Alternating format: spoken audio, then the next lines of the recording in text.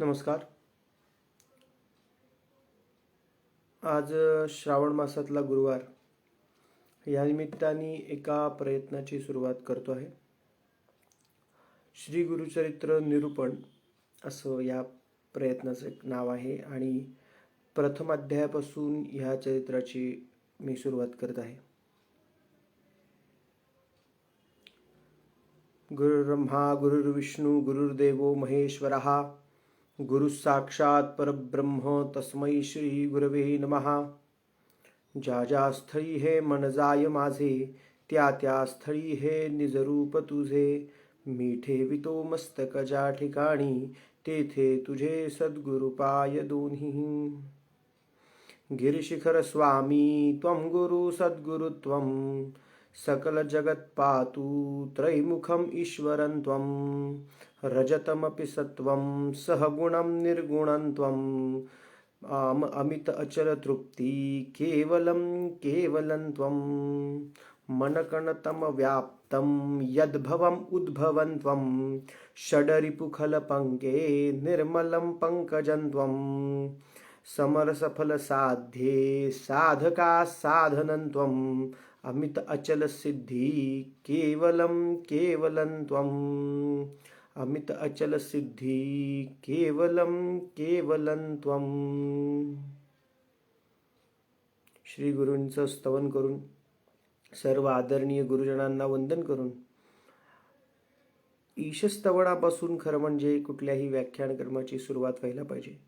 परंतु हा जो प्रथम अध्याय मला आपल्याला सांगायचा आहे, ह्या प्रथम अध्यायातच सगळ्यात पहिले स्तवन करण्यात आलेलं आहे.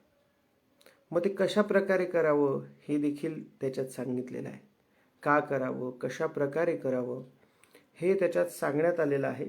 म्हणून आपण त्याच गणेशाच्या शारदेच्या अशा सगळ्यांच्या स्तवनाने ही सुरुवात करू. प्रथम अध्यायाच्या सुरुवातीलाच मुख्य प्रश्न हा आहे की प्रथम अध्याय सुरू करत असताना गुरुचरित्राच्या अध्यायांचा काही क्रम ह्या चरित्रामध्ये दिलेला आहे. ह्या चरित्राचे अध्याय काही क्रमाने येतात, काही गोष्टी आधी, काही गोष्टी नंतर, अशा प्रकारे ह्या चरित्रामध्ये हे अध्याय सांगितले जातात. मग असा क्रम का बरं असावा? तर भक्ती मार्गाचा सुद्धा एक क्रम शास्त्रामध्ये सांगितलेला आहे. भक्ती मार्गाचा क्रम हा अशा चार परणी बनलेला असतो, नाही ना. ज्या लोकांनी MBA केलेलं असेल, इंजिनिअरिंग केलेलं असेल, तर काही गोष्टी सोप्या होण्यासाठी 5S, 6 सिग्मा अशा गोष्टी सांगितलेल्या असतात की W, व्हॉट, वेअर, व्हाय असे काही W आहेत ज्याच्यामुळे आपल्याला प्रश्नांची उत्तरं मिळतात. असं जे काही आहे तशा प्रकारे भक्ती मार्गात सुद्धा 5 प्र सांगितलेले आहेत. प्रत्येक कार्यसिद्धीसाठी भगवंताला जर आराध्य मानून आपण कुठलंही कार्य केलं तर ते सिद्ध होतच असं शास्त्र सांगतं. तर असं शास्त्र सांगतं. आणि हे जे भक्ती मार्गाचं कार्य आहे,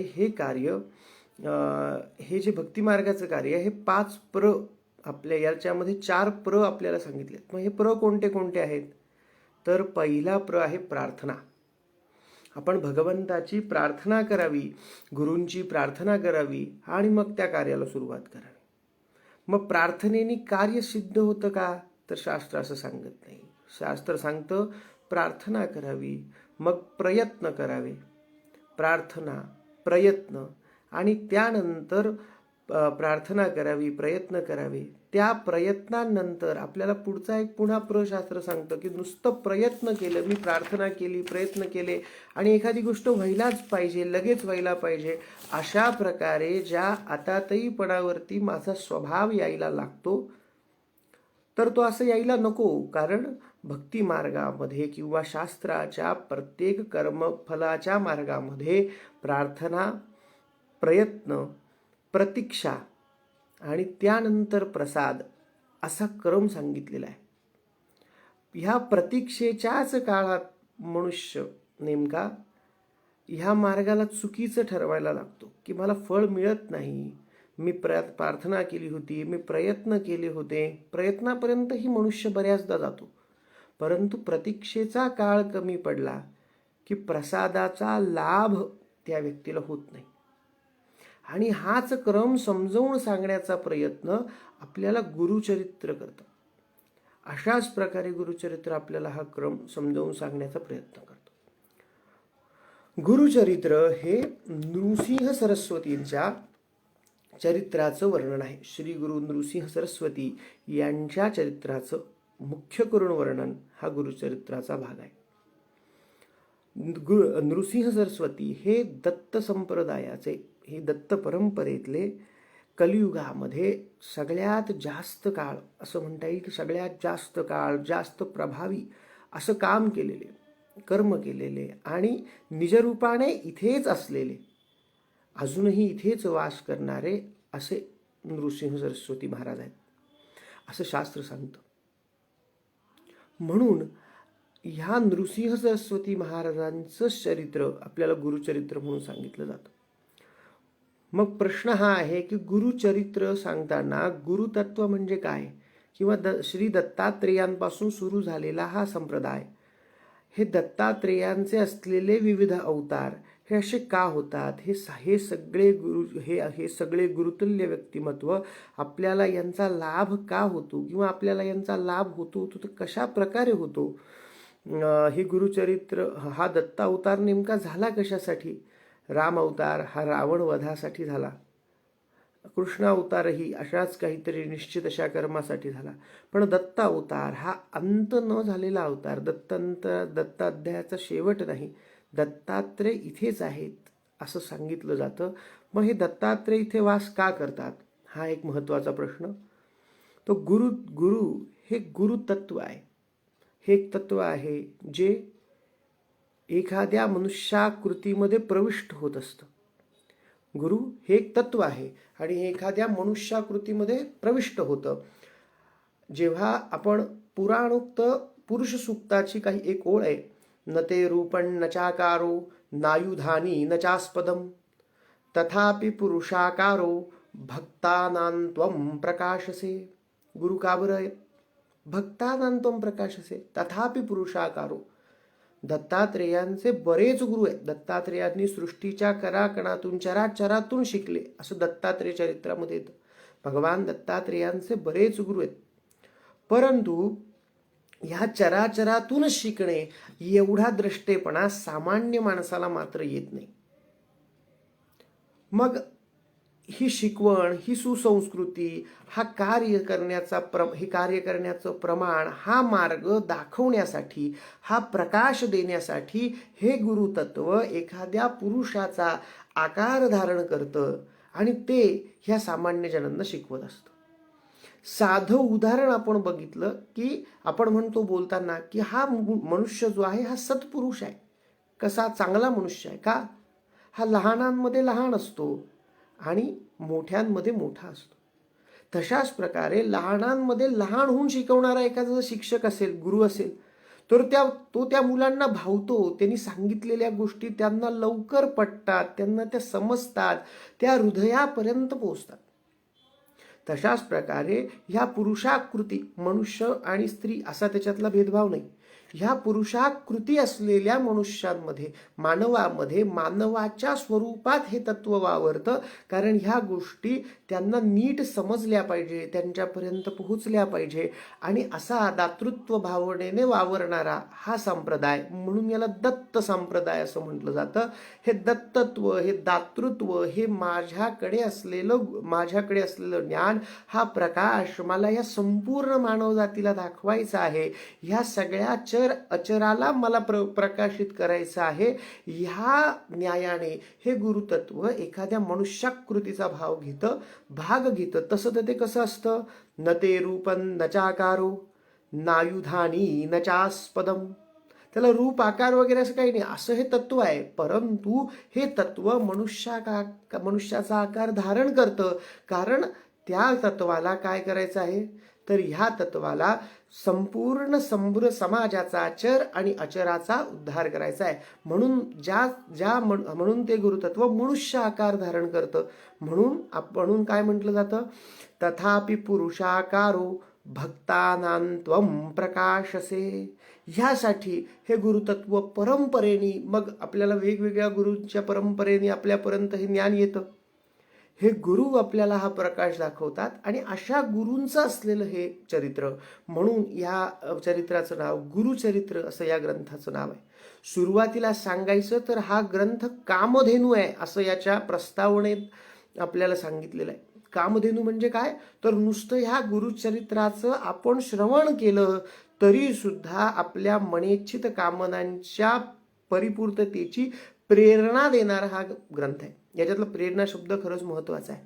परिपूर्ततेची प्रेरणा देणारा हा ग्रंथ आहे. नाही तर आपल्याला जे हात पाय डोकं दिलेलं आहे हे ते कामाच्या परिपूर्ततेसाठीच दिलेलं आहे, पण त्याच्यातली प्रेरणा देणारा हा ग्रंथ आहे. तो काय हे गुरुचरित्र वाचलं म्हणजे बसल्या जागेवर आपली कामं पूर्ण होतील असा बालबोध समज ह्या संप्रदायातली माणसं ठेवत नाहीत आणि तो ठेवू पण नाही.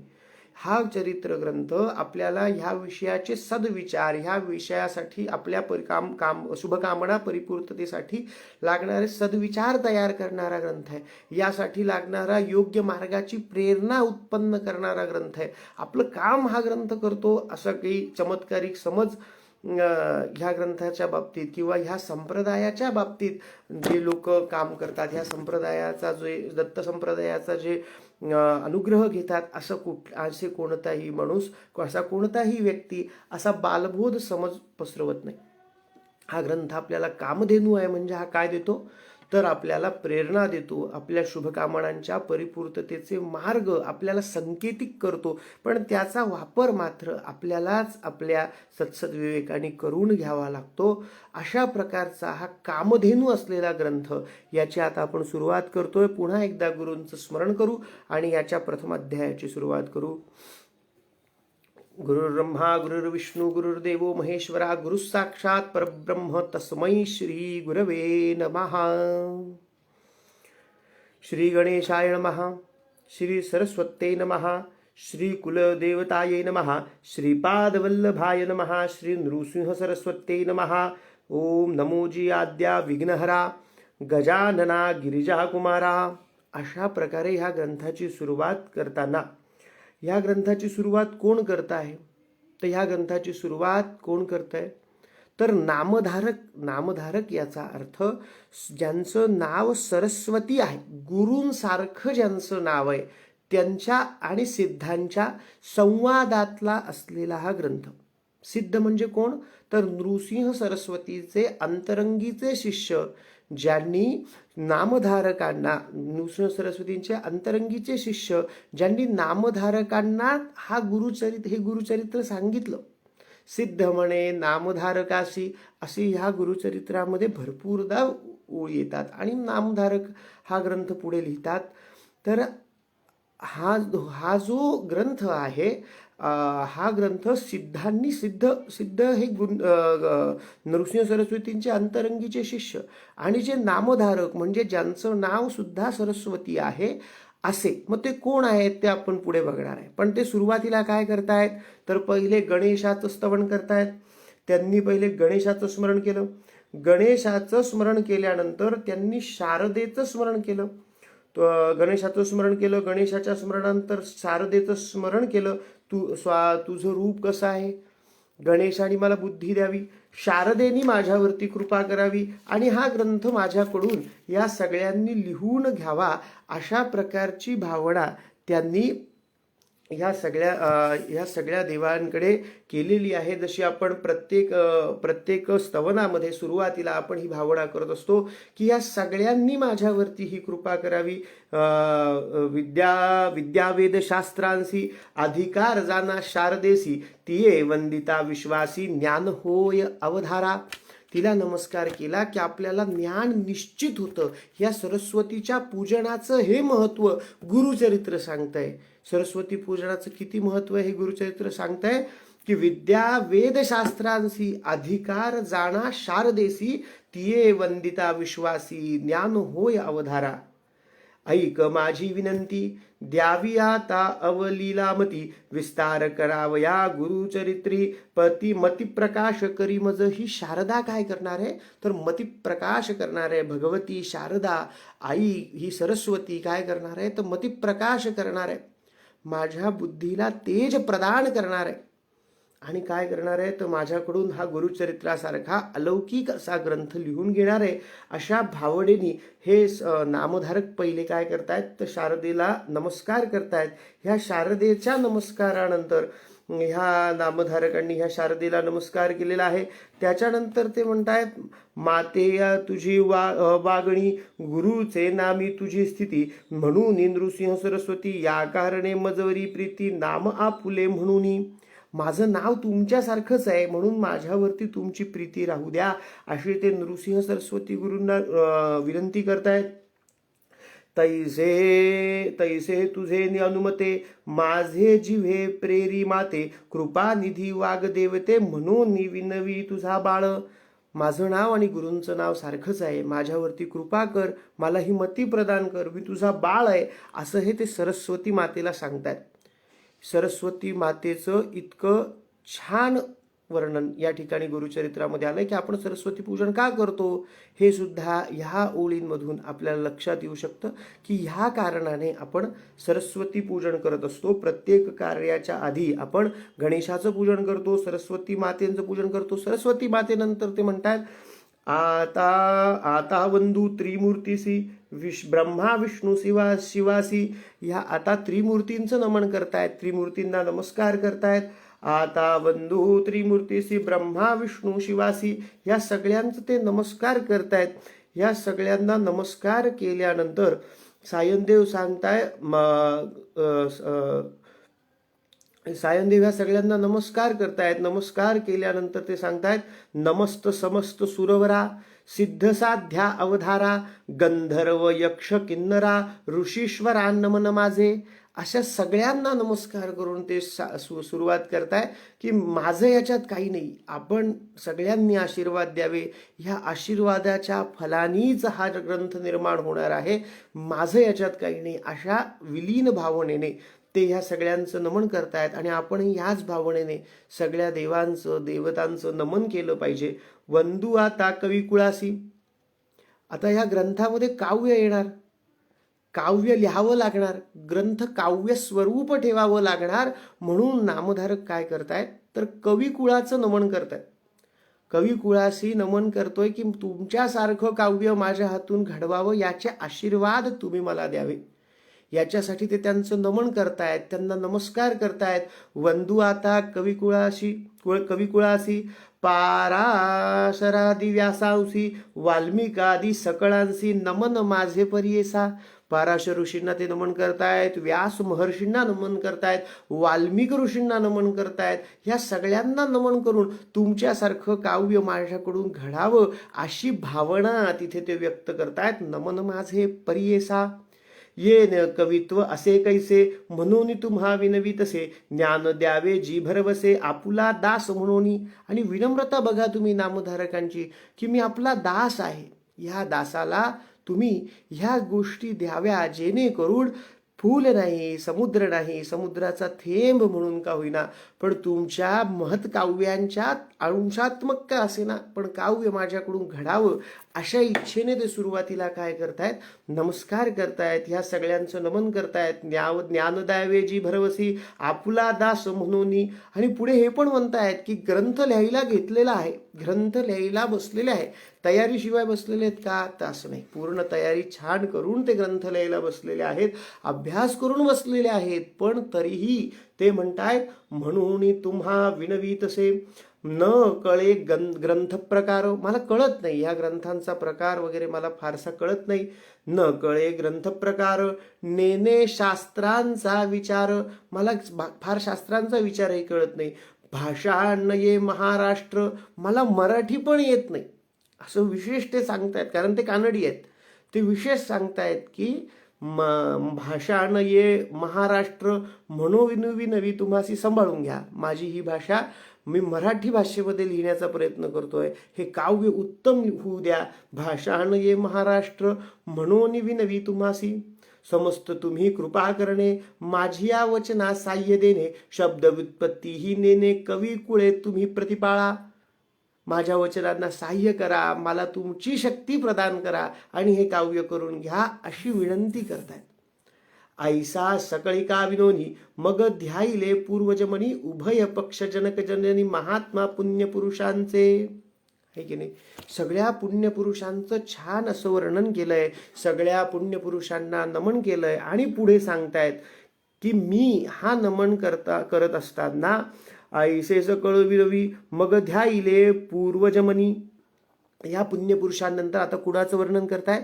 तर आपल्या पूर्वजांचं, त्यांच्या कुळातल्या पूर्वजांचं वर्णन करतायत. वर्णन करताना सायनदेव पूर्वजांची माहिती सांगतायत की मी कोण आहे, कुठून उत्पन्न आहे आणि या ग्रंथापर्यंत माझा प्रवास कसा झालेला आहे. या ग्रंथलिखाणापर्यंत आज मी ही भक्तिमार्ग सुरू केला आणि या भक्तिमार्गाच्या प्रसादामध्ये ह्याच जन्मात मला गुरुचरित्र लिहिण्याची अनुभूती झाली किंवा हा असा ग्रंथ माझ्याकडून आला. तर असं नाही आहे, ही माझ्या पूर्वजांची माझ्यावर असलेली अतीव कृपा आहे.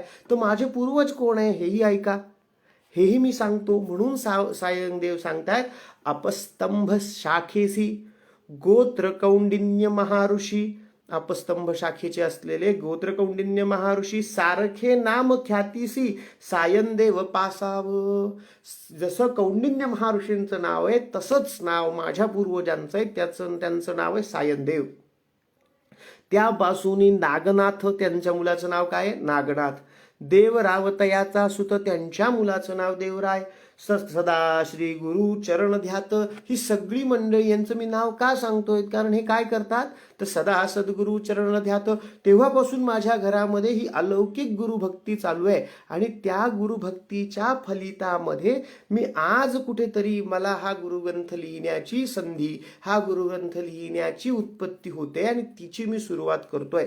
म्हणून ते हे विशेष करून सांगतायत की या सगळ्यांचं महत्व काय. एखाद्या माणसाचं आपण महत्व सांगतो ना की आमचे पूर्वज राजे होते, आमचे पूर्वज अमुक होते, आमचे पूर्वज मोठे विद्वान होते.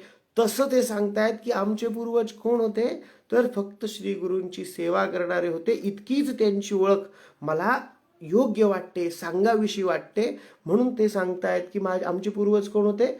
सदा सद्गुरु चरण ध्यात गंगा असे असलेले माझे पूर्वज. आणि त्यानंतर देवरायांचा मुलगा म्हणजे माझे वडील, नामधारकांचे वडील, त्यांचं नाव गंगाधर माझा जनक. नमन करिता जनक चरणी माता पूर्वज ध्यातोमणी. आता नुसतं मी वडिलांकडून माझ्याकडे गुरुभक्ती आली आहे का तर नाही, ही गुरुभक्ती माझ्याकडे मातेच्या कुळातून सुद्धा आलेली आहे. की नाही? आपल्याला आता पटकन विचारलं, सांगा तुमच्या खापर पंजोबांचं नाव काय, नाही सांगता येत पटकन, आहे की नाही? आपण लोकांना विचार, सांगा खापर पंजोबांचं नाव, नाही माहिती, होतं की नाही? पण इतका प्रचंड कुळाभिमान फक्त कशासाठी? आणि की ते खूप श्रीमंत अशी ओळख ते देत आहेत का? नाही, ते गुरुभक्त आहेत, ते गुरु सेवा करतात, ते गुरु परंपरेचे पायिक आहेत, ते दत्त संप्रदायाचे पायिक आहेत. एवढ्याच ओळखीमुळे हा अभिमान मनी बाळगून हे नामधारक सांगतायत की माझे पूर्वज कोण आहेत. आता मातेकडचे पूर्वज सांगतायत. त्यांनी पहिले वडिलांकडचे पूर्वज सांगितले, आता ते मातेकडचे पूर्वज सांगतायत. काश्यपाचे माता पूर्वज ध्यातोमनी, जोका पूर्वज नामधारणी अश्वालयन शाखेचा काश्यपाचे गोत्री चौंडेश्वर नामधारी, वागे जैसा जन्हू अवधारी अथवा जनक गंगेचा. इथे फार छान गोष्ट त्यांनी सांगितली. इथे त्यांनी उपमा अलंकार वापरलाय, उपमा दिली. उपमा पहिल्या याच्यामध्ये आपल्या तिकडच्या पूर्वजांना कौंडिन्य महाऋषीची उपमा त्यांनी दिली होती. या ठिकाणी जन्हू अशी उपमा त्यांनी या ठिकाणी दिली आहे की नाही? काश्यपाचे गोत्री, त्यांचा अश्वालयन शाखेचे त्यांचे मातेकडचे पूर्वज आहे, त्यांचं गोत्र काश्यप आहे. चौंडेश्वर असं त्यांचं नाव आहे आणि त्यांचं वागणं कसं आहे, तपसामर्थ्य कसं आहे ते सांगण्यासाठी सायनदेव ही ते सांगण्यासाठी नामधारक ही उपमा देत आहेत. जैसा जन्हू अवधारी, काय उपमा देत आहेत? जैसा जन्हू अवधारी. जन्हू म्हणजे कोण तर आपण मुलीचं नाव ठेवतो नाही का आपल्याला, तुम्ही हे मुलीचं नाव ऐकलेलं असेल. मुलीचं नाव असतं जान्हवी, नाही की नाही? जान्हवी म्हणजे काय? हे गंगेचं नाव आहे जान्हवी. मग हे नाव कसं पडलं? तर जन्हू ऋषींनी अशी कथा आहे, कथेच्या तपशिलात जाऊ नका, कथेचा तपशील माझा थोडासा चुकू शकतो, पण कथेचा बोध सांगण्यासाठी ही कथा सांगतोय मी. तपशील थोडासा चुकू शकतो, पण जेव्हा गंगेला भगीरथांनी अवतरित केलं तेव्हा गंगेच्या प्रवाहाच्या मार्गामध्ये जन्हूंचा आश्रम होता. मग जन्हूंनी आपल्या तपसामर्थ्याने, इतकं तपसामर्थ्य होतं की एवढी प्रवाहित असलेली गंगा प्राशन केली आणि आपल्या कानातून त्या गंगेला मार्ग बदलून पुन्हा सोडलं. आता हे उपमेय अलंकारामध्ये घ्या. असंही झालं नसेल, जन्हू ऋषी इतके विद्वान असतील की त्यांनी प्रवाहाला बदलण्याची, प्रवाहाला इकडच्या दुसऱ्या बाजूला सरकवण्याची शक्ती त्यांच्याकडे तेव्हा असू शकेल, किंवा आजच्या भाषेत असं म्हणू की काहीतरी टेक्नॉलॉजी त्यांच्याकडे असू शकेल की त्यांनी ह्या गंगा मातेचा इतका प्रचंड प्रवाह त्यांनी तो बदलून दाखवला, म्हणून त्यांचं नाव झालं.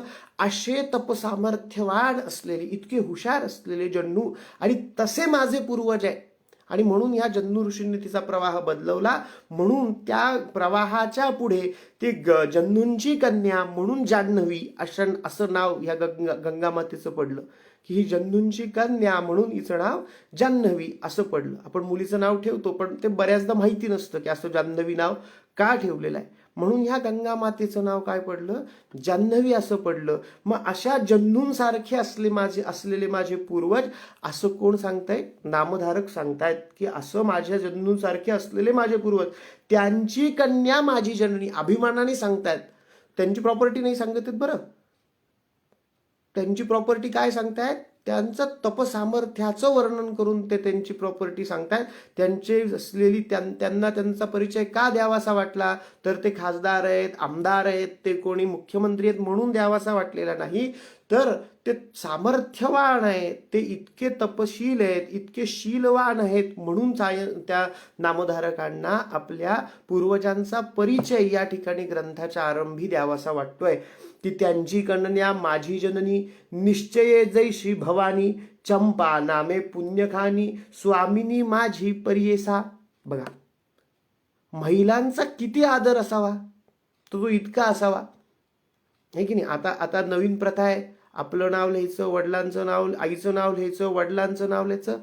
आत्ताची असं काही नाही. हे बघा, गुरुचरित्राच्या प्रारंभी सुद्धा सगळी या कुळाचं, मातेच्या कुळाचं सुद्धा तेवढंच महत्व या ठिकाणी आपल्याला दिसतंय.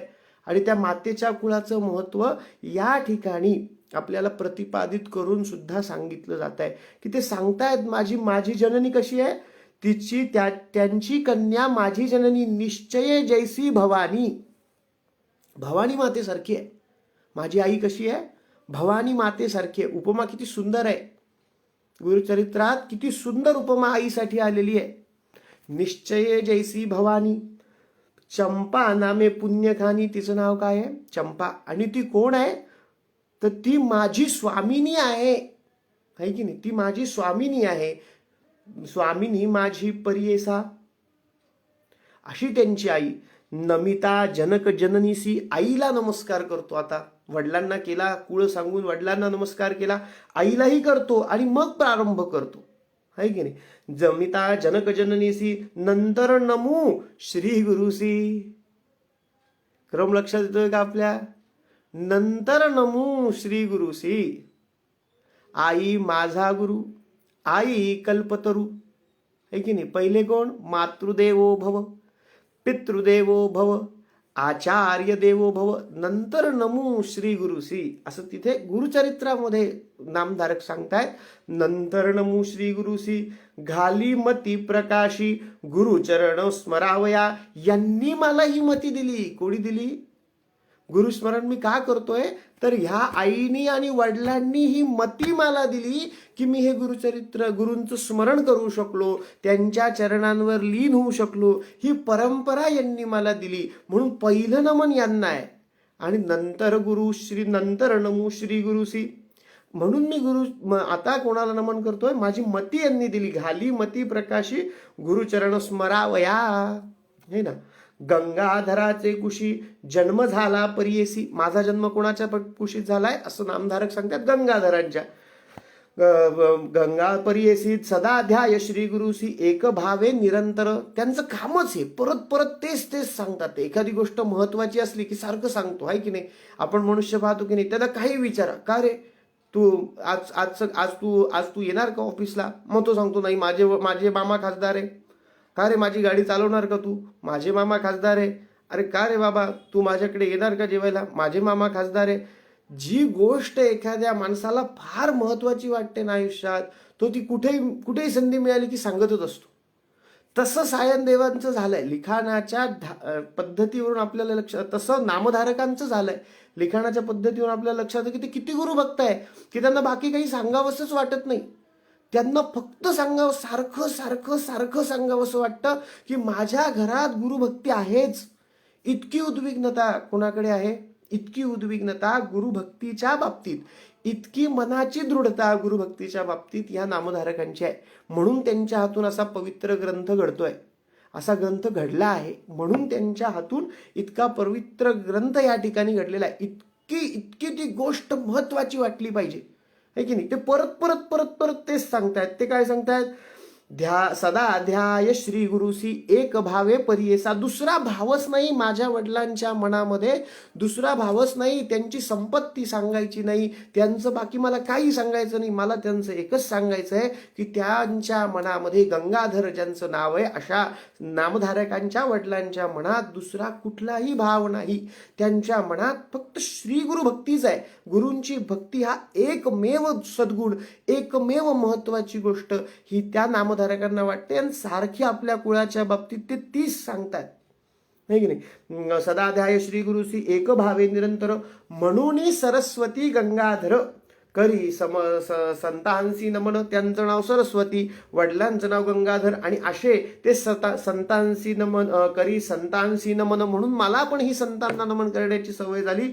श्रोतया विनवी वारंवार क्षमा करणे बाळकासी. आणि मी सगळ्या श्रोत्यांना, हे जे कोणी हा ग्रंथ पुढे वाचतील, त्या त्रुटींसाठी क्षमा करावी, असा इतका दृढ निश्चयी मनुष्य सुद्धा, पण माझंच कार्य उत्तम आहे असा भाव न ठेवता किती विनम्रपणे म्हणतोय की श्रोत्यांनी मला या विषयामध्ये क्षमा करावी आणि हा माझा ग्रंथ आपण आपला समजून घ्यावा.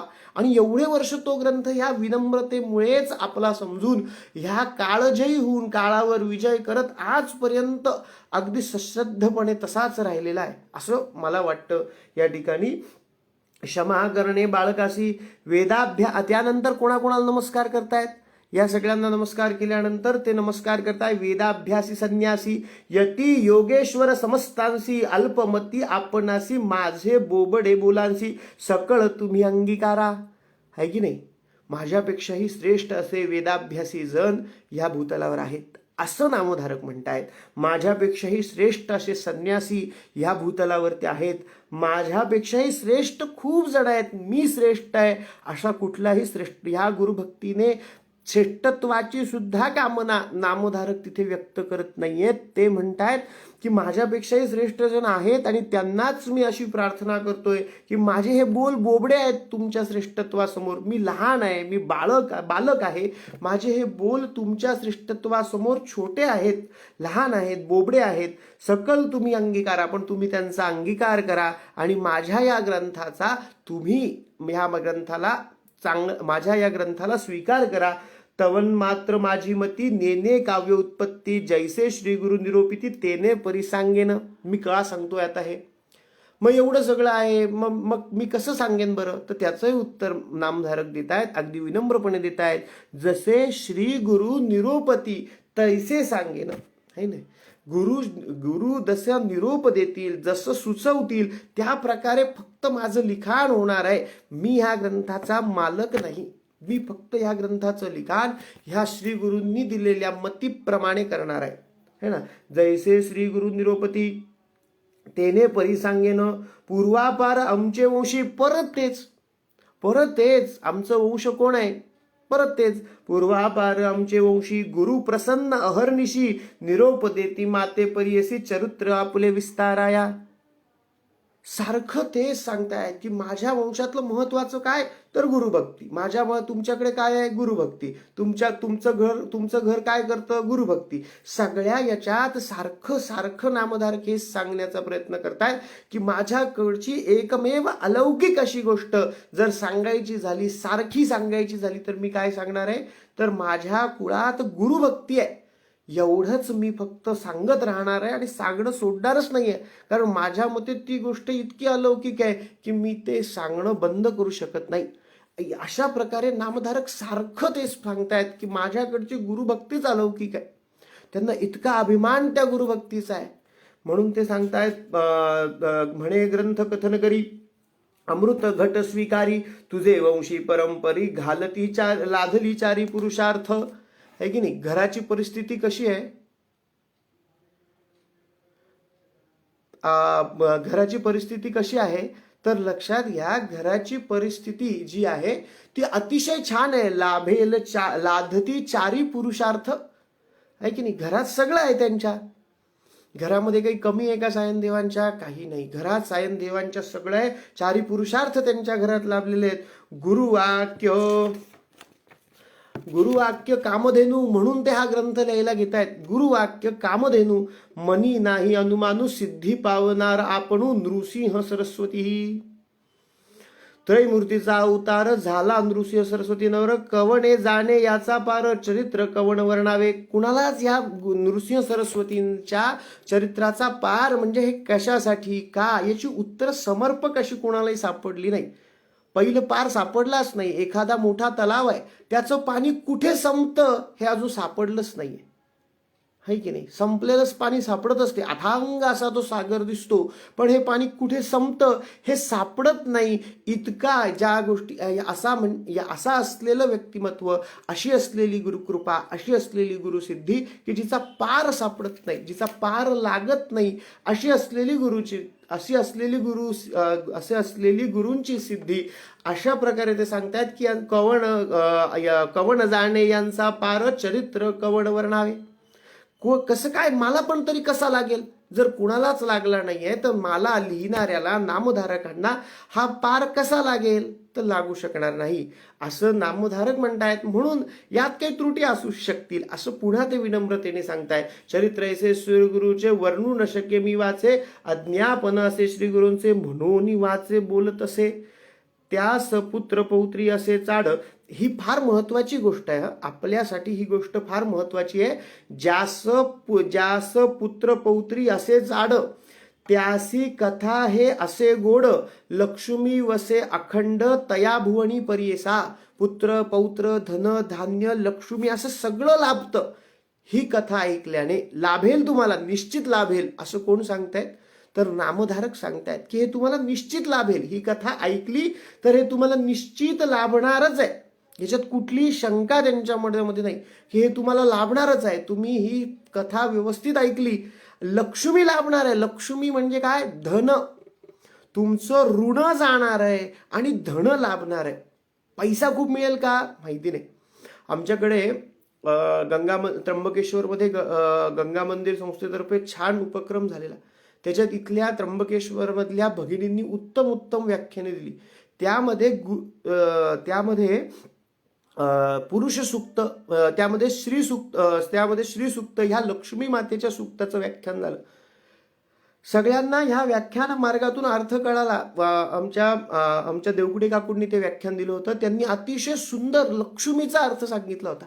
लक्ष्मी कशी असते, किती प्रकारची असते. आपल्याला वाटतं लक्ष्मी म्हणजे फक्त पैसा, तर असा अर्थ इथेही ह्या नामधारकांना अभिप्रेत नाही. आपलं जे जे ऋण आहे ते कमी होणार आहे आणि धन आपल्याला मिळणार आहे. धन म्हणजे पॉझिटिव्हिटी आपल्याला मिळणार आहे आणि निगेटिव्हिटी जाणार आहे. असं सगळं देणारी ही गुरुचरित्राची कथा आहे आणि ही श्रवण केल्याने हे सगळं आपल्याला मिळणार आहे. असं कोण सांगता आहे, नामधारक सांगतायत. हे असं सगळं आपल्याला मिळणार आहे, निश्चित मिळणार आहे.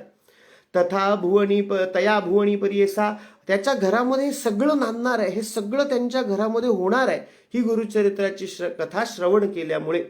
ऐसी कथा जयाचे घरी, वाचिती तिया नित्य प्रेम भरी, श्रियायुक्त निरंतरी, नांदिती पुत्र कलत्रयुक्त. अशा सगळ्यांच्या घरी पुत्र पौत्र स्त्रिया पुत्र पौत्र त्यांची भार्या अशा सगळ्यांनी उत्तम प्रकारे भार्या म्हणजे बायको अशा सगळ्यांच्या उत्तम प्रकारे उत्तम संबंधाने उत्तम अशा त्यांच्या सगळ्यांच्या आताच्या काळात म्हणायचं तर म्युच्युअल अंडरस्टँडिंग प्रमाणे उत्तमरित्या अनुरूपपणे हे घर चालू शकणारे ही कथा श्रवण केल्याने त्यांच्या घरात रोग होत नाही, त्यांच्या घरात कोणी असंतुष्ट राहत नाही, त्यांच्या घरात कधी अशी कथा श्रवण करणाऱ्यांकडे त्यांच्या घरामध्ये कधी सगळी बंधनं त्यांची सुटून जातात, त्यांना कुठल्याही बंधनात ते अडकत नाही. पुण्य पावन कथा पुण्य पावन अशी ही कथा आहे. असं सगळं नामधारक या कथेच्या फलश्रुतीमध्ये आपल्याला सांगतायत की अशी फळं ही कथा वाचल्याने आपल्याला मिळतील, तर आपण ही कथा नक्की या ग्रंथाला पुढे श्रवण करावं अशी अपेक्षा नामधारक आपल्याकडे करतात. म्हणून निविनवी तसे श्री गुरुस्मरण असे मनो निविनवी तसे बळे श्री गुरुस्मरण असे भले अनुभव हो सकळिक. आणि सगळ्यांना अनुभव येईलच असं नामधारक म्हणताय, सगळ्यांना अनुभव येईलच म्हणून अनुभव हो सकळिक आणि हा अनुभव कसा आहे? गुरुसेवा करणाऱ्यांनी गुरु सेवेने गुरु साधनेने या भक्ती मार्गाने तृप्त झालेल्यांचा अनुभव कसा आहे? तर ते सांगतात तृप्त झालियावरी ढेकर आहे की नाही. मनुष्य अतिशय उत्तम प्रकारे त्यांनी सुग्रास असं एखाद्या सुगरणीच्या हातचं भोजन केलं, उत्तम अशा सौभाग्यवतीने उत्तम अशा एखाद्या स्त्रीने ते भोजन सुंदर असं बनवलं आणि ते सुग्रास असं भोजन त्या मनुष्याने भक्षण केलं, तर त्याला जो तृप्तीचा आनंद मिळतो तसाच आनंद ह्या कथेच्या श्रवणाने आपल्याला प्राप्त होणार आहे. असाच आनंद आपल्याला मिळणार आहे असं कोण सांगताय? नामधारक सांगतायत. तृप्ती झाल्यावरी ढेकर देती जैसे जेवणार गुरु महिमा उद्गार बोलत तसे अनुभवनी. आणि मी कसं सांगतोय तर हा शेवटचा शब्द फार महत्वाचा आहे, बोलत तसे अनुभवनी. मी उगाच सांगत नाहीये हे तुम्हाला, मी स्वतः नाही, नामधारक असं म्हणतायत की मी हे तुम्हाला उगाच सांगत नाहीये, मी हे अनुभवाचे बोल सांगतोय. ऐक नाही, मी हे काय सांगतो आहे तर अनुभवाचे बोल सांगतोय. नाहीतर आपण हल्ली रोज मीडियावरती बघतो, लोक काही चर्चा घडवतात, त्याच्यात कोणीतरी येतं काहीतरी सांगतं, आपल्याला सुद्धा कळतं की हे जे काही सांगतायत हे काही बरोबर चाललेलं नाही, कारण त्यांना अनुभव नाही त्या विषयाचा. म्हणून हा शब्द फार महत्वाचा आहे की ते सांगतायत बोलत तसे अनुभवनी. हे सगळी फलश्रुती मी कधी लिहितो आहे तर ग्रंथ मी आत्ता लिहायला घेतला आहे, पण गुरुभक्तीचा पूर्ण अनुभव घेतल्यानंतर माझ्या अनुभवातून मी काय लिहितो आहे तर ही फलश्रुती लिहितो आहे. मला मिळालेल्या फळांतून ही फलश्रुती तुम्हाला सांगतोय, म्हणून मी तुम्हाला सांगतोय की निश्चित तुम्हाला मिळणार आहे. बोलत असे अनुभवोनी मी सामान्य म्हणून उदास व्हाल माझे वचनी, मक्षिकेच्या मुखातून मधुके विग्राह्य होय. मी सामान्य आहे पण तरीही माझं तुम्ही ऐकावं. परत आपली एक विनम्रता ते तिथे व्यक्त करतायत. तैसे शिंपल्यात मुक्ता फळ अथवा कर्पूर कर्दळ, विचारी पा अश्वत्थ मूळ कवना पासा उत्पत्ती. ग्रंथ कराल उदास, तुम्ही हा ग्रंथ नाही वाचणार. कुवाड कृष्ण दिसे उस, अमृतवत निघे त्याचा रस, दृष्टी द्यावी तयावरी. हे की नाही, तुम्हाला एखाद्या वेळेस वाटेल की या ग्रंथातलं माझं काव्य जे आहे या ग्रंथातलं हे योग्य झालेलं नाही, कुठे त्याच्या त्रुटी आहेत असं वाटू शकतं. नाही आहेत त्रुटी खरं, पण ते विनम्रतेने म्हणतायत की त्रुटी त्याच्यात आहेत असं तुम्हाला वाटू शकेल. या ग्रंथाची जी बांधणी आहे, जो अनुबंध चतुष्टय आहे तो योग्य झालेला नाही आहे असं तुम्हाला वाटू शकेल. या ग्रंथाची जी माझी शब्दोच्चाराची धाटणी आहे ही चुकलेली आहे. त्यांनी पहिले सांगितलं मराठी भाषा मला येत नाही, मग ही धाटणी चुकलेली आहे असंही तुम्हाला वाटू शकेल. परंतु ह्या सगळा ऊसाचा बाह्य भाग आहे.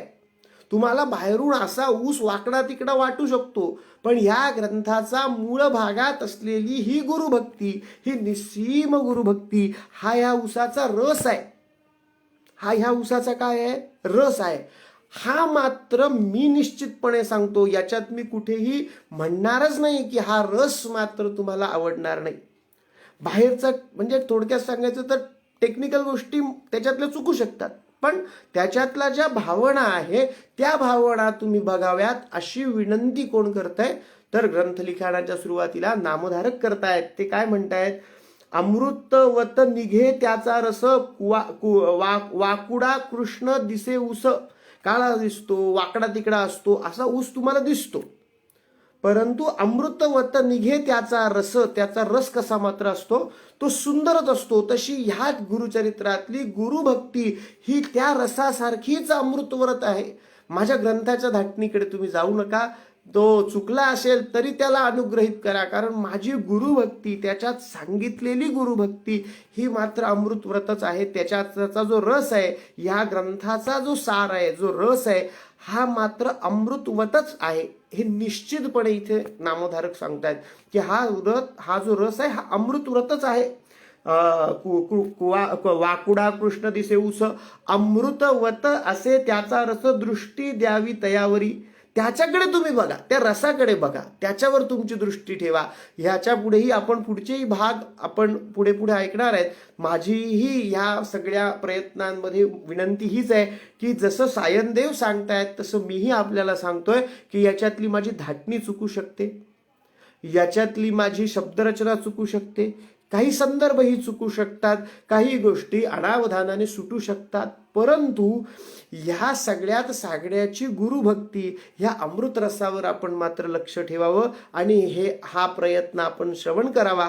अशी अशी ह्या नामधारकांप्रमाणे मी सुद्धा आपल्या सर्व श्रोत्यांना ही अशी नम्र विनंती करतोय, कारण ह्या श्रोत्यांमध्ये सुद्धा मला दिसतंय की कोणी या श्रोत्यांमध्ये अतिशय शास्त्र जाणणारी काही मंडळी आहे, या श्रोत्यांमध्ये अतिशय उत्तम असा गुरुभक्तीचा अनुभव असणारी काही मंडळी आहे, ह्या श्रोत्यांमध्ये माझ्यापेक्षा श्रेष्ठ ज्येष्ठ अशी अनेक मंडळी मला इथे समोर दिसत आहेत. या सगळ्यांनाही विनंती आहे की यातल्या गुरुभक्तीचा रस आपण बघावा आणि यातल्या त्रुटी आपण मला निश्चितपणे सांगाव्या, जेणेकरून बाह्य भागही पुढे सुंदर होऊ शकेल. अशा या प्रयत्नामध्ये माझी सगळ्यांना, नामधारकांसारखी माझी सुद्धा हीच विनंती आहे. पुढे नामधारक म्हणतायत की तैसे माझे बोलणे जासी, चाड गुरुस्मरणे, अंगीकार करणार शहाणे, अनुभवती एकचित्ते. जे एकचित्ताने याचा अनुभव करतील त्यांना या गुरुभक्तीचा प्रसाद मिळेल, असं ते या ठिकाणी परत एकदा सांगतायत. आणि इथे पुढे त्यांनी खूप छान सांगितलंय, जे मी मगाशी आपल्याला सांगितलं, गुरुचरित्र कामधेनू. गुरुचरित्र कसं आहे, कामधेनू आहे. नुसतं त्याचं निरूपण श्रवण केलं तरी सुद्धा आपल्याला आपल्या मनेच्छित कामना पूर्ण करण्याची प्रेरणा प्राप्त होते, तिचे मार्ग दिसतात, त्या मार्गांचा प्रवास आपण करू शकतो, ते मार्ग आपल्याला दिसायला लागतात, आपण आपोआप त्या मार्गांकडे उद्विग्न व्हायला लागतो. कर्म मात्र आपल्यालाच करावं लागतं, ते काही गुरुचरित्र करून देत नाही, पण त्या मार्गांची प्रेरणा मात्र गुरुचरित्र आपल्याला उत्पन्न करतं. आपल्या सुखकर मार्गाची प्रेरणा निश्चित आपल्या मनात गुरुचरित्र उत्पन्न करतं. म्हणून या ठिकाणी नामधारक सांगतायत गुरुचरित्र कामधेनू. गुरुचरित्र कसं आहे, कामधेनू. ऐकता होय महाज्ञानू. नुसतं कामधेनू नाही आहे, तर त्याच्यात सांगितलेल्या वेगवेगळ्या ज्ञानाचं, वेगवेगळ्या माहितीने, वेगवेगळ्या अभ्यासाने ह्या श्रवण करता जो याचा अर्थ याचा श्रवण करेल तो कोण होणार आहे, तो होणार आहे महाज्ञानी. तो कोण होणार आहे, महाज्ञानी होणार आहे. तो श्री ऐकता होय महाज्ञानू श्रोती, ऐकता होय महाज्ञानू श्रोती करोनिया सावधान म्हणू एकचित्ते परियेसा. असं या ठिकाणी सांगतायत की अशा प्रकारे होत असताना ह्या सगळ्या गोष्टी इथे घडून येणार आहेत. ह्या गुरुचरित्रातून ह्या सगळ्या गोष्टी आपल्याला मिळणार आहे. अशा या सगळ्या गोष्टी या ठिकाणी आपल्याला मिळणार आहे, चारी पुरुषार्थ मिळणार आहे. आणि मग या ठिकाणी असं सगळं सांगितल्यानंतर आता पुढे नामधारक त्यांचीच गोष्ट पहिले त्यांना गुरूंनी अशी स्मृती दिली, अशी गुरूंनी त्यांना आज्ञा केली, असं आपण समजूयात की नामधारका सरस्वती ज्याचं नाव आहे, अशा नामधारकांना माझंच दर्शन म्हणजे सद्गुरूंचं, नृसिंह सरस्वतींचं दर्शन कसं झालं, त्यांना हा संग कसा लागला, याचीच कथा सांगण्यापासून ते ह्या चरित्राची सुरुवात करतात. ते ह्या चरित्रापासून सुरुवात करताना आपली स्वतःचीच कथा पहिले सांगतात की मला स्वतःला हे गुरुचरित्र, ह्या गुरूंचं दर्शन कसं झालं, यांचा अनुग्रह कसा मिळाला, आणि मला ही हा एवढा अलौकिक ग्रंथ लिखाण करण्याचं अंशात्मक जे काही त्या तेजाचं जे अंशात्मक बल मला प्राप्त झालं, याच्यातून मी हा अलौकिक ग्रंथ निर्माण केला. म्हणून ग्रंथ निर्मितीच्या सुरुवातीसाठी ते पहिले सुरुवात करताना अगदी सुरुवातीपासून सांगतायत की मला गुरूंचं ह्या तेजाची अनुभूती कशी प्राप्त झाली हे सांगण्यासाठी ते आपली कथा सांगायला सुरुवात करतात. ते सांगतात की मी गुरुदर्शनासाठी निघालो, निर्वाण माणसे निघालो. मला अतिशय वाईट वाटत होतं की मी एवढा अलौकिकपणे सांगतो, मी माझ्या घराचा अभिमान नेहमी गुरुभक्ती असाच सांगतो, कारण त्यांना श्री गुरूंचं दर्शन आहे की नाही. एखादा राजकारणी मनुष्य असेल, वाईट नाही राजकारण, बरं, सांगण्याचा उद्देश असा, उदाहरण म्हणून, दृष्टांत म्हणून ही गोष्ट सांगतोय, समजावी म्हणून. राजकारणी असणं वाईट आहे अशी काही माझी भावना नाही, पण दृष्टांत म्हणून आपल्या लक्षात यावं म्हणून मी सांगतोय. म्हणून हा सांगण्याचा प्रयत्न आहे की एखादा राजकारणी मनुष्य आहे, त्याच्या घरात सगळे आमदार आहे, खासदार आहे, कोणी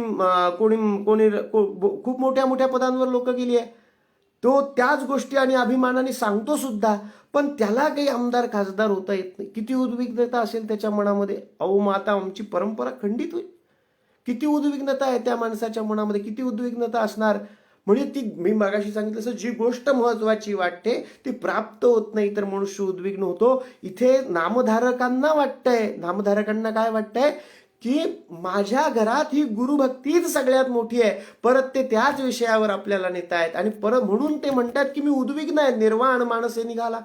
नामधारक कसे निघालेत? निर्वाण माणसे निघालेत. नामधारक हे मगाशी सांगितलंय मी की त्यांचं नाव सरस्वतीच आहे, त्यांच्या वडिलांनी त्यांचं नाव सरस्वती ठेवलंय, ते गुरूंचंच नाव आहे म्हणून ते स्वतःला नामधारक असं म्हणतात. पण नामधारक निघाले कसे? निर्वाण माणसे निघाले गाणगापुराकडे. की अरे मी एवढी गुरुभक्ती करतो, गुरुदेवा एवढी गुरुभक्ती करतो, पण तुमचं मला दर्शन होत नाही. माझ्या सगळ्या पिढ्यांना तुम्ही दर्शन दिलं. सायनदेवांचं तुमचं तर नातं आहे, ते कधीतरी मी सांगेल की कसं नातं आहे, पण तिथून पासून तुमच्या नात्यात असलेले हे सायनदेव, इथून पासून माझ्यापर्यंत आलेली परंपरा जिचा मला इतका अभिमान आहे, तरी सुद्धा तुम्ही मला दर्शन मात्र काही देत नाही. इतक्या उद्विग्नतेने, इतक्या निर्वाण माणसाने की आता निर्वाणाचीच भूमिका, एक तर दर्शन द्या, नाहीतर मी माझं आयुष्य संपवणार आहे, परत काही मी आता घरी येणार नाही. गुरूंनी मला दर्शनच द्यावं. इतक्या निर्वाण माणसेने, आपण म्हणतो ना आता निर्वाणाची भूमिका, निर्वाणीची वेळ आहे की निर्वाणीची वेळ आहे. आता आपण असा शब्द वापरतो, निर्वाणीची वेळ आहे. निर्वाणीची अशा निर्वाण माणसे निघाला. ऐसा मनी व्याकुळित चिंतेने वेष्टीला बहुत, गुरुदर्शना जाऊ म्हणत निर्वाण माणसे निघाला. अशा निर्वाण मनाने ते निघालेत, निर्वाणीच्या भूमिकेने ते निघालेत. गुरुचरणावरतीच त्यांचं सगळं, गुरुचरणांवरती लय लावणी, चरणाशी सगळं लक्ष कॉन्सन्ट्रेट कुठे केलंय की मला गुरुचरण दिसायलाच पाहिजे अशा मनाने ते चाललेले आहेत. निर्धार करोनी मानसी म्हणे पाहीन श्री गुरुसी अथवा सांडीन देहासी. निर्वाण मानसी निघाला याचाच अर्थ पुढे विस्तार करून सांगितलाय की आता अथवा सांडीन देहासी, मी घरी काही येणार नाही आता, एक तर मला गुरुचरणांचे दर्शन व्हावं, ह्या परंपरेचा मी पाईक व्हावं. माझ्या मला काही माझ्या पूर्वजांचे रोष माझ्यावरती नकोय, ते मला नावं ठेवतील की आपल्या घरात असलेली परंपरेनी अभिमानाने मिरवावी अशी मुकुटात असलेल्या रत्नासारखी, परिवाराच्या शिरोमुकुटाच्या रत्नासारखी असलेली ही परंपरा तुम्ही खंडित करणार. या भावनेने उद्विग्न मनुष्य आहे. बघा माणसं कशाने उद्विग्न होऊ शकतात? पैसे मिळत नाही म्हणून माणसं उद्विग्न होतात, सत्ता मिळत नाही म्हणून उद्विग्न होतात, माणसांना पैसा सत्ता मिळत नाही, अधिकार मिळत नाही म्हणून उद्विग्न होतात. पण इथेच हे नामधारक कशाने उद्विग्न आहे? तर परंपरेचा शिरोमणी असणारं गुरुदर्शन मला मिळत नाही, या भावनेने उद्विग्नता आहे. किती अलौकिक आहे ही उद्विग्नताच, किती अलौकिक आहे. ग्रंथाची सुरुवात ज्या ग्रंथाची सुरुवात इतक्या अलौकिक अशा उद्विग्नतेने होते, तो ग्रंथ पुढे किती सुंदर असेल याचा आपण फक्त विचार केला पाहिजे की तो ग्रंथ पुढे किती सुंदर बनलाच तो सुंदर, पण किती बनणार होता याची पहिलीच सुरुवात कुठे आहे की त्या नामधारकांच्या उद्विग्नतेमध्ये. याची सुरुवात कुठे आहे तर त्या नामधारकांच्या उद्विग्नतेमध्ये. किती उद्विग्नता, कशासाठी? गुरुदर्शनासाठीची जड रूपे काय गाज, त्याचे नाम स्मरण करता दैन्य हानी होयत त्वरिता. असा सगळे सद्गुरू आहेत की ज्यांचं नाव स्मरण केलं की दैन्य हानी होते, सगळं दैन्य निघून जातं, सगळं दैन्य निघून जातं आमचं. आपण तैसा नामांकिता आपण तैसा नामांकिता दैव असे आपुले उणे, पण माझं दैव ऊड आहे. मी काय गुरूंना दोष देत नाही, माझं दैव ऊण आहे. आपण तैसा नामांकित, माझं तुमचं नाव आहे, तुमच्यासारखं माझं नाव आहे, कुळातल्या लोकांनी तुमच्यासारखं माझं नाव ठेवलंय, तरी तुमचं दर्शन काही मला ह्या आयुष्यात झालं नाही. आयुष्य व्यर्थ वाटतंय हो. काम का व्यर्थ वाटतंय? पैसे कमवू शकले नाही म्हणून व्यर्थ वाटत नाहीये, नाही की नाही? एखादा अधिकार गाजवू शकले नाही म्हणून व्यर्थ वाटत नाहीये. आयुष्य आपण म्हणतो ना, आता डिप्रेशन मध्ये आहेत माणसं, त्यांना व्यर्थ वाटतंय त्यांचं आयुष्य. का? काहीतरी त्यांच्या बाबतीत एखादी गोष्ट घटना घडलेली आहे, जी घटना त्यांच्या कुठल्या तरी पदाशी, कुठल्या तरी संबंधाशी, नात्याशी अशी निगडीत होती, आणि म्हणून त्यांना त्या आयुष्य व्यर्थ वाटतंय. पण हे आयुष्य व्यर्थ वाटणं किती किती अलौकिक आहे की गुरुभक्तीने श्री गुरूंचं दर्शन नाही म्हणून मला काय वाटतंय, तर माझं आयुष्य व्यर्थ वाटतंय, माझं आयुष्य व्यर्थ आहे असं ते म्हणतायत. तुझे तुमच्यासारखं नाव ठेवलंय. त्यात विशेष गोष्ट काय की माझ्या या सगळ्या कुळातल्या लोकांनी नाव आपण का ठेवतो, तर तसं आपलं काहीतरी व्हावं म्हणून ठेवतो. छत्रपतींचं नाव आपण ठेवतो, मग का ठेवतो, तर छत्रपतींसारखं न्यायवान आमच्या मुलांनी व्हावं. रामदास स्वामींचं नाव ठेवतो, का ठेवतो, तर तसं धैर्यवान आमच्या मुलांनी व्हावं. असे वेगवेगळी नावं आपण मुलांची ठेवतो, तर तसा विचार त्यांच्याकडे असला पाहिजे यासाठी ठेवतो, आहे की नाही? मग नाव आमच्या कुळाने ठेवलं म्हणजे त्यांची इच्छा आहे की मी श्रीगुरूंची सेवा करावी म्हणून माझं नाव ठेवलं तुमच्या नावासारखं, म्हणून मी नामधारक, पण मलाच दर्शन नाही. किती वेगळ्या प्रकारची ही उद्विग्नता आहे. भक्ती रसाने किती उद्विग्न मनुष्य होऊ शकतो. भक्ती मार्गात सुद्धा एखादा मनुष्य आयुष्य व्यर्थ आहे असं त्याला वाटायला लागू शकतं. याचं एक मूर्तिमंत याचा प्रत्यय इथे आपल्याला नामधारक देतायत. ते सांगतायत की अशा प्रकारे मी उद्विग्न होऊन निघालो. तैसे माझे मन परिसे, माझे हृदय सदा वसे, माते कष्टी सायसे, ठेविता लाज कवनेसी, या बोलाची हेवा मनी धरून या पहावा, गुरुमूर्ती सदा शिवा, कृपाळुबा सर्वभूती, अव्य अतिव्य कुळ अंतःकरणी, निंदा स्तुती आपुलेवानी, कष्टला भक्त नामकरणी. पुन्हा ते आपल्याला नामधारक या ठिकाणी म्हणतात, असं सगळं केलं मी, तुझी स्तुती केली, भक्ती केली, तुमचं मी काय काय केलं गुरुदेवा, अभिमानाने केलं, स्वाभिमानाने केलं, परंपरा म्हणून केलं, सगळ्या प्रकाराने केलं. कष्टला भक्त नामकरणी, मी खूप कष्टवाणी करिता होय परियेसा, राग स्वेच्छा ओविबद्ध म्हणावे विघ्नहरा. आता या ठिकाणी मग त्यांनी काय केलं की गुरूंवरती एक अभंग, हा अभंग आहे एक प्रकारचा, तो अभंग म्हणायला त्यांनी सुरुवात केली. गुरुची त्रैमूर्ती म्हणून श्री वेदश्रुती, सांगती दृष्टीता कलियुगात, असा त्यांनी एक वेगळा अभंग गुरूंवरती रचायला सुरुवात केली. आणि त्यांनी त्याच्यात सांगायला सुरुवात केली की ती कोण आहेस, तर त्याच्यातले काही छोटे छोटे भाग आपण पाहू. सगळा अभंग मी सांगणार नाही, पण त्याच्यातले काही भाग आपण मी तुम्हाला सांगतो की ते गुरूंचं वर्णन कसं करावं, गुरूंना काय काय प्रश्न विचारावे, आणि गुरु सुद्धा नंतर दर्शन देतात, ते रुष्ट होत नाहीत. कारण हे जे सगळे प्रश्न नामधारक या ठिकाणी गुरूंना विचारतायत हे या उद्विग्नतेतून आलेले आहेत, आहे की नाही? एखाद्या बाळाची आई 4 दिवस त्या बाळाला भेटलीच नाही, तिने त्या बाळाने आईसाठी फोन करून बघितला, आईसाठी हाका मारून बघितल्या, आईसाठी खूप प्रयत्न करून बघितले, ती आई काही त्याला भेटली नाही. ती आई जेव्हा समोर येणार आहे, ती येण्यासाठी म्हणून तो बाळ मग प्रश्न विचारतो. तो आल्यावर तिला म्हणतो, मी तुझ्याशी कट्टी आहे, मी तुझ्याशी बोलणार नाही, मी तुझं काही ऐकणार नाही, असं ते बाळ आईला म्हणतच की नाही? याचा अर्थ त्या बाळाचा तिथे काय उद्धटपणा आहे का? उद्धटपणा तिथे नाही.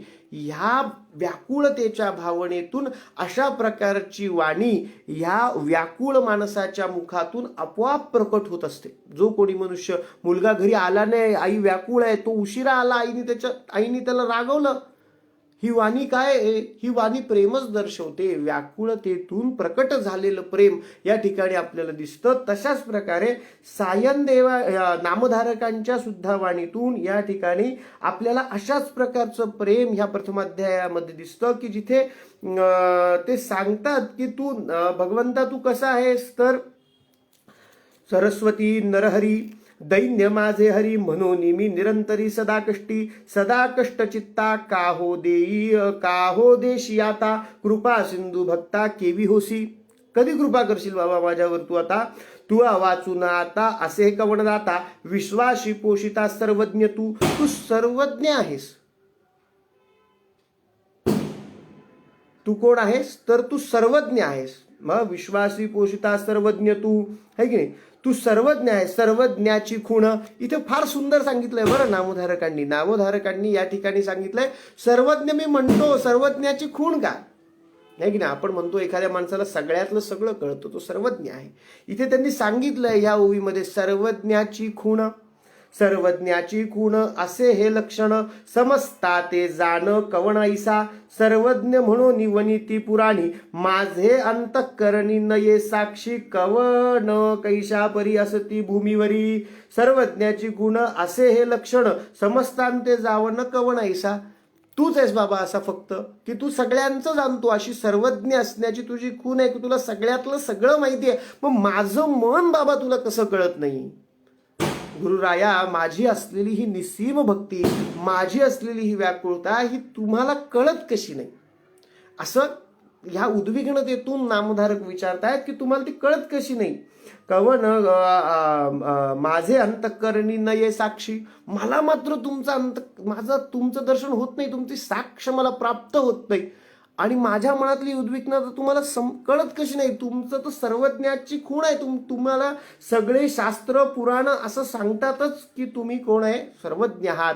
तुम्हीच सगळीकडे व्याप्त आहात. तुम्हाला सगळं चर अचरातलं सगळं कळतं. मग माझं मन याच्यात बसत नाही का?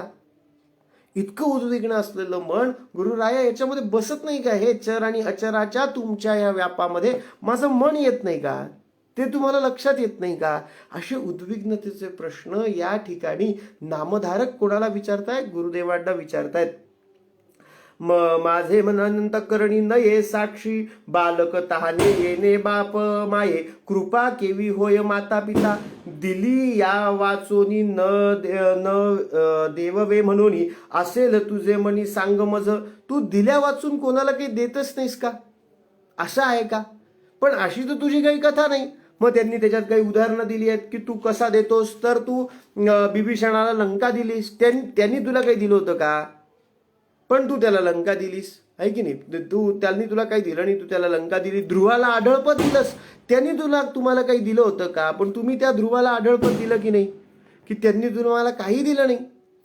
आणि तरी तुम्ही त्यांना मात्र काय दिलं? आढळपद दिलं. त्या ध्रुवाला तुम्ही आढळपद प्रदान केलं. असं सगळं जर तुम्ही करतात तर मी तर तुमची एवढी भक्ती करतो आहे, माझं पूर्ण कुळ तुमची भक्ती करत आहे. तुमचं कुळ, तुमची भक्तीच हा माझ्या कुळाचा एकमेवाभिमान आहे. तरी सुद्धा मला दर्शन का नाही, मला दर्शन का नाही, मला दर्शन का नाही, हीच व्याकुळता फक्त नामधारक इथे आपल्याला बोलून दाखवतायत. भगवंत खूप देतो असं आपण ऐकलेलं आहे की नाही? भगवंत खूप देतो. मोरोपंतांची एक सुंदर अशी आर्या आहे की भगवंत किती देतो? भगवंत खूप देतो. बरं, मोरोपंतांची आर्या आहे. मोरोपंत आर्या माहिती ना आपल्याला? आर्या हे एक वृत्त असतं. आपण आता नवीन काही याच्यात सुद्धा आपण हे वृत्त ऐकलेलं आहे. आर्या नावाचं एक वृत्त आहे, त्याच्यामध्ये काव्य छंदाचा प्रकार असतो आणि त्याच्यात ते वृत्त लिहिलेलं असतं, म्हणून त्याला आपण आर्या असं नाव असतं. त्या वृत्ताचं नाव आहे, त्या लिखाणाच्या, काव्य लिखाणाच्या प्रकाराचं नाव काय? आर्या. आणि हा प्रकार मोरोपंत नावांच्या कवींनी प्रसिद्ध केला. त्यांची एक सुंदर आर्या आहे की भगवंत किती देतो बरं आपल्याला? थोडंसं आपण त्याला दिलं तर तो भरभरून देतो. भगवंतासाठी आपण थोडंसं केलं तर तो आपल्यासाठी भरभरून देतो. किती देतो? मोरोपंत सांगता, ऋण तरी मुठभर पोहे, ऋण तरी मुठभर पोहे, त्याच्या व्याजात हेमनगरी ती. ऋण तरी मुठभर पोहे, त्याच्या व्याजात हेमनगरी ती. है की नाही? मुठभर पोहे दिले सुदाम्याला आणि त्यांनी व्याज म्हणून भगवंतानी काय द्यावं? तो सोन्याची नगरी दिली त्याला. है की नाही? मुठभर पोहे सुदाम्याला आणि त्याच्या व्याजात भगवंतानी दिली सुवर्णनगरी, हेमनगरी. ऋण तरी मुठ, भगवंतावर ऋण किती आहे सुदाम्याचं? मुठभर पोह्याचं. आणि त्यांनी दिलं काय? हेमनगरी, सुवर्णनगरी दिली. ऋण तरी मुठभर पोहे, त्याच्या व्याजात हेमनगरी ती. आणि अजून काय दिलं? मुद्दलात मुक्तीही देणे. नुसतं व्याज नाही दिलं, मुद्दल पण परत दिलं सुदाम्याला. त्याच्या व्याजामध्ये तर नगरी दिली सोन्याची, आणि मुद्दलामध्ये काय दिलं, मोक्ष दिला सुदाम्याला. मुद्दलात मुक्ती म्हणजे मुद्दलात सुटणे दिली त्याला मुद्दल द्यायचंच नव्हतं भगवंताला. भगवंतांना ते मुद्दल परत द्यायचं होतं. त्या पोह्यांचं मुद्दल, पोह्यांच्या बदल्यात काय दिलं तर मोक्ष दिला, आणि पोह्यांच्या व्याजाच्या बदल्यात काय दिलं तर ती सोन्याची नगरी दिली. आणि म्हणून मग मोरबंद म्हणतात, ऋण तरी मुठभर पोहे त्याच्या व्याजात हे मनगरी ती. मुद्दलात मुक्ती देणे ही कोण्या सावकाराची रीती, ही कोण्या सावकाराची रीती. ही कुठली सावकारी आहे भगवंता तुझी, तर तू इतकं जर देतो, तर मुख्य प्रश्न इथे पुन्हा नामधारकांचा आहे की जर हा भगवंत इतकं देतो, याचं व्याज एवढं आहे, हा मला का देत नाही, हा मला यांचं दर्शन का होत नाही, या गुरुदेवांचं दर्शन, या गुरुतत्वाचं दर्शन मला का होत नाही, असा प्रश्न सारखा सारखा विचारत ते चाललेले आहेत. आणि ते पुढे म्हणतात, माता कोपी जरी, मातेचा कोप झाला समजा, गुरु महिमा सांगतायत. ते गुरु महिमा, हे गुरुदर्शन का महत्वाचं आहे हे सांगताना ते सांगतायत, माता कोपी जरी एखादे अवसरी पिता कृपा करी संभोखुनी. तू माता तुची पिता कोपसी गुरुनाथा, सांगे ना आता क्षमा कोण क्षमा करी, कवण आता क्षमा करी. आई कोपली तर वडील क्षमा करतात, पण तूच जर माझा माता आहे, तूच माझी माता आहेस, तूच माझा पिता आहे, तर तू कोपल्यानंतर भगवंता आता मला क्षमा कसा करणार, कारण तू मला दर्शन देत नाही, याचा अर्थ तू माझ्यावरती रागवलेला आहेस. माझी काय, पण का रागवला आहेस हे काही मला कळत नाही, पण तू कोपला तर मला का रागवला हे कळणार तरी कसं, आणि मला क्षमा करणार तरी कोण, तुलाच मला क्षमा करावी लागेल, अशी विनंती ते तिथे करताय. तुची स्वामी ऐसा जगी झाला ठसा, दास तुझा बल तैसा प्रति पाळावा. अनाथ रक्षक म्हणती तुझं लोक, तुला लोक म्हणतात की तू अनाथांचा रक्षक आहे. मी तुझा बालक प्रतिपाळावे, कृपाळ म्हणून विनती पुराणी, माझे बोल कानी न घालसीच. तुला कृपाळू कृपाळू कृपाळू असं पुराणांमध्ये म्हटलेलं आहे. त्या विश्वास आमचा त्याच्यावरती पूर्ण विश्वास आहे, पण माझे बोल माझे सगळं बोललेलं तुझ्या कानापर्यंत भगवंता गुरुनाथा का जात नाही. नायकसी गुरुराणा तू जर ऐकणार नाही माझी करुणा वचना, ही जी करुणा वचन मी तुला सांगतोय, ही जी सगळी करुणा मी अगदी व्याकुळ होऊन हे जे मी बोलतोय, हे करुणा वचन तू ऐकत नाहीस, असं तू माझ्याशी गुरुराया, असं तुम्ही माझ्याशी का वागतायत. माझे करुणा न ऐकती तुमचे कान, ऐकोनी पाषाण विखुरत असे. अहो मी इतका व्याकुळतेने ओरडतोय, ह्या ठिकाणी मी इतका व्याकुळतेने बोलतोय की माझ्या समोरचे दगड सुद्धा विखरून गेले. ऐकोनी पाषाण विखरत असे, दगड सुद्धा विखरून गेलेत, इतक्या व्याकुळतेने मी या ठिकाणी बोलतोय गुरुराया, परंतु तुम्ही मात्र हे ऐकत नाही. इतकी व्याकुळता आहे. ते सांगतायत, आपण एखादं मेजरमेंट सांगतो ना की किती गरम आहे पाणी, व्याकुळता किती आहे की ते मी इतका व्याकुळ आहे की दगडांना सुद्धा ऐकवत नाही. आता ते तुटून गेले, इतका मी व्याकुळ आहे. या ठिकाणी सायनदेव इतक्या व्याकुळतेने, नामधारक इतक्या व्याकुळतेने बोलतायत. ऐकोनी पाषाण विखुरत असे, करुणा करी ऐसी वाणी ते तुझ पिसे, करुणा करी ऐसे वाणी ते तुझ पिसे, अजून तरी कैसे कृपा नये. माझ्या वेडापिसा म्हणतो ना आपण, तसं माझ्या वाणीला तुझं वेड लागलंय अगदी. वाणी ते तुझं पिसे, मला लोक वेडा मनुष्य म्हणायला लागली या ठिकाणी.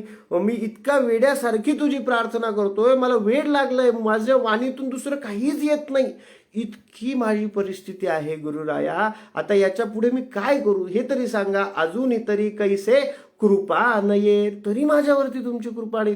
कृपा म्हणजे मला काही नको आहे हो, चारी पुरुषार्थ आहेतच, मला तुमचं दर्शन पाहिजे आहे, तुमची अनुभूती पाहिजे आहे, साक्षात्कार पाहिजे आहे. कुठली मागणी नाही आहे सायनदेवांची. कृपा नाही म्हणजे काय की माझ्यावरती पैसे असावेत, खूप पैसे मिळावे, अशी मागणी नाही आहे. मला माझ्या सगळ्या पिढ्यांमध्ये जसं दर्शन झालं तसं तुमचं एक दर्शन, तुमचा एक अंश स्पर्श मला मिळावा, तुमचा अनुग्रह मिळावा, तुमची एखादी छवी असावी, तुमचा एखादा विग्रह मला बघायला मिळावा, इतकी ही अपेक्षा आहे फक्त एवढ्या व्याकुळतेसाठी. किती अलौकिक भक्तीचं उदाहरण आहे की नाही. इतक्या व्याकुळतेने भक्ती करतायत नामधारक आणि आईसे नामांकित विनविता. असं झालं, इतकं व्याकुळ झाले, ह्या अवस्थेपर्यंत पोहोचले आणि मग मात्र काही गुरुदेवांना राहवलं नाही. गुरुदेवांना काही राहवलं नाही की अरे बापरे, आता खरं परीक्षा बघितली गुरुदेवांनी, ही व्याकुळता बघितली आणि गुरुदेवांना राहवलं नाही. गुरुदेवांना अजिबात राहवलं नाही. गुरुदेव लगेच येत आहेत. ऐसे नामांकित विनविता त्वरित कृपाळू गुरुनाथा ला आले वेंगी. आले वेंगी तयांचे गुरुमुनी वंदी नामकरणी त्याच्या समोर उभे राहिले. आले वेंगी, लगेच आले.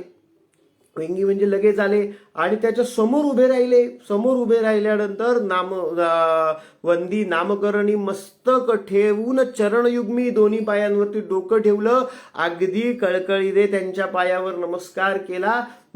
केश तो मोकळी झाडी ही चरण धुळी आनंद श्रुजळी आंध्रीक्षाळी. अशा प्रकारे चरण धुतले त्यांचे. त्यांनी डोळ्यात इतकं पाणी आलं, इतकं पाणी आलं की पाद्यपूजाच झाली अहो गुरूंची.